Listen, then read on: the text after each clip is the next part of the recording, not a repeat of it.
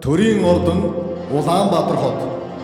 Дипломат цул Монгол Улсын ерөнхийлөгч Ухнагийн хөрөлсөх Монгол Улсад орчин цагийн дипломат алба үүсч хөөгцсөний 114 жилийн тохиолдуулан нэр бүхэн эрхмүүдэд дипломат албаны дээд цол хүртээлээ.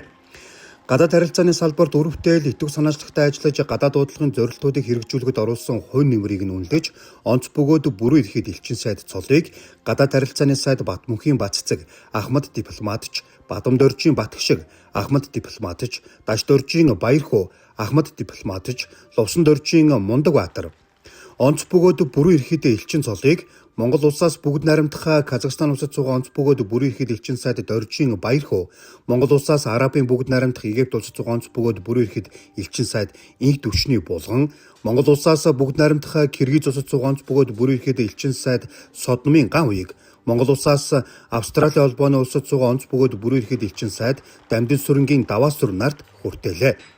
Монгол Улсын ерөнхийлөгч дипломат албаны дээд цол хүртсэн эрхмүүдэд Монгол улсад орчин цагийн дипломат алба үүсч хөөгцсөний 114 жилийн ойн баяр хүргэж амжилт хүслээ. Цаашид улс орныхоо язгуур эрх шиг хамгаалж тусгаар тогтнолыг баттган бэхжүүлэх үйлсэд оруулсан хичээл зүтгэл, хуримтлуулсан дуршлаг, мэдлэгээ хойч үедээ өвлүүлж, төрийн алтан аргамжийн өвийг хадгалж явна гэдэгт итгэл төгс байгаагаа илэрхийлжээ. Мөн дипломатуудад болон гэр бүл хамт олонд нь 17 дугаар жарны сүрээр дарагч хэмээх гал морин жилийн сар шинийн баярын мэндийг өргөн дэвшүүлжээ.